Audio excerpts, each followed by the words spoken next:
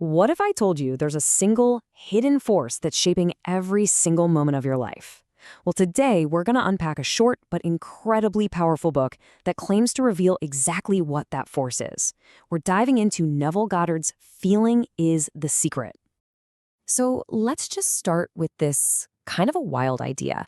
What if everything you experience, your successes, your failures, the relationships you have, what if none of it is random? What if your entire outer world is just a perfect mirror, reflecting the feelings you consistently hold on the inside? That's the radical premise we're exploring today. And honestly, the title of the book says it all. In just 4 words, Neville Goddard lays out his entire philosophy.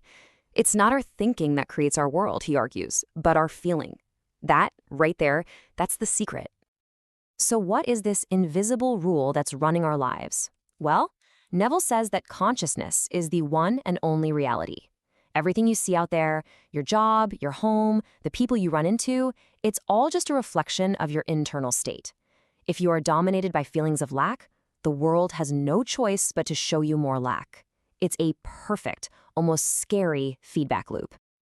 And it's so important to get this straight. This isn't just positive thinking. This isn't about chanting affirmations while you secretly feel totally broke inside. No, Neville presents this as an impersonal, universal law, just like gravity. It's always on, always working, whether you believe in it or not. Okay, so how does this actually work? What's the engine that takes these invisible feelings and somehow forges them into physical, tangible reality? According to Neville, the whole process is managed by one thing: your subconscious mind. You know, the best way to think about the subconscious is like it's a plot of fertile soil. Now, this soil doesn't judge. It doesn't care if you plant a seed of success or a seed of failure. It simply accepts whatever seed, whatever dominant feeling you give it, and it just gets to work growing it into your reality. No questions asked. And this is where the rubber really meets the road. It's the difference between mere thought and a creative feeling. Thinking, I will be successful, actually implies you aren't successful now, which plants a seed of lack. But feeling, I am successful, well, that impresses a present tense reality onto the subconscious. That feeling of it is already done is the only instruction it truly understands. And you see this play out in the real world all the time. If someone deep down carries this nagging feeling of, I never last, they might find themselves hopping from job to job, always being let go. It's just the subconscious confirming their inner belief. Same thing for a woman who feels unworthy of love. She'll find that feeling mirrored back to her in her relationships again and again. It's not about what we want. It's about what we deeply feel we are. Okay, so the theory is fascinating, right? But it's pretty useless without a practical method. So how do we consciously choose the seeds we plant in that garden? Thankfully, Neville provides a simple but profoundly effective technique for doing exactly that. Neville's main technique is all about those moments right before you fall asleep. Now, why then? Well, it's because as we drift off our conscious, logical mind, the part that doubts and analyzes everything, it starts to go quiet. This opens up a direct hotline to the subconscious. The goal isn't just to think about your desire, it's to generate the genuine feeling of it being a reality right now. Feel the relief, feel the joy, and then you carry that one single feeling with you as you drift off into sleep. And this is exactly why that pre-sleep feeling is so critical. The last dominant impression you give your subconscious before you sleep, that becomes its blueprint for the night. It's going to work on that feeling, arranging people, events, and circumstances to match the reality you'll wake up to. Now, if this were easy, everyone would be living their dream life, right? In reality, as soon as we try to hold on to a new, amazing feeling, we run into some pretty powerful internal enemies: doubt and fear. And these are the big ones. Doubt just creeps in, whispering, come on, this is nonsense.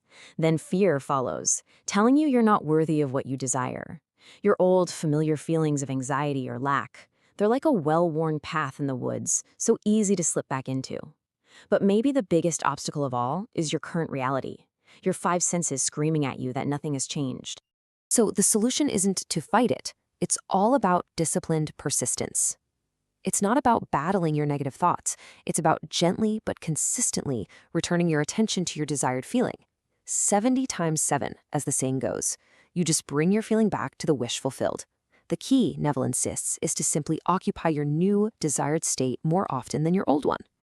This all brings us to the most empowering, and for some, maybe the scariest part of this entire philosophy. The focus shifts completely away from trying to change the outside world and points directly back at you. According to Neville, the two most powerful words in the entire English language are I am. Whatever you attach to them isn't just a statement, it's a divine declaration. I am unlucky is literally a creative command, shaping a reality of misfortune. The real power comes when you consciously change that declaration. I am blessed, I am loved, I am secure. And this, right here, is the ultimate takeaway. Stop trying to change your boss, or your partner, or your bank account. That's like trying to change your reflection in the mirror without changing your face. It's impossible. The only thing you ever have to change is your concept of yourself. Who do you believe you are? Change that, and the mirror of your world has absolutely no choice but to reflect that new image back to you.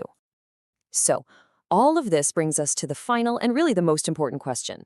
You have the tool now, and you know the most potent time to use it. So what are you going to choose to create? Tonight, when your head hits the pillow, what feeling will you impress upon that creative power that's within you?